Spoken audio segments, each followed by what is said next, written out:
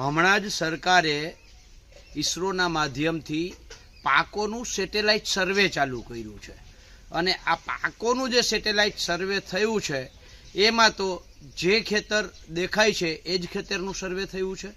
હવે એમાં જમીન માપણીની એક્સની જમીન હતી એ વાયના નામે ચડી ગઈ છે અને વાયની જમીન એક્સના નામે જતી રહી છે।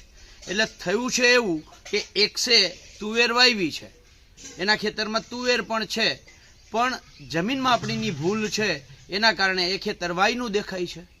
એટલે સેટેલાઇટે સર્વે કર્યું ત્યારે વાયમાં તો તુવેર હતી નહીં, એટલે ખેડૂતોએ ટેકાના ભાવે તુવેરનું રજીસ્ટ્રેશન કર્યું।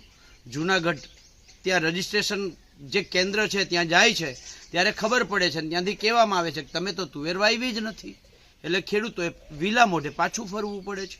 જોયા જેવું એ છે કે ભૂલ જમીન માપણીની છે, ભોગવે છે ખેડૂતો, અને સરકાર આ સેટેલાઇટ પાક સર્વે એક યોજના નહીં, આવી અનેક યોજનામાં આ જમીન માપણીની ભૂલો સરકારને ક્યાંક ને ક્યાંક આડી આવે છે।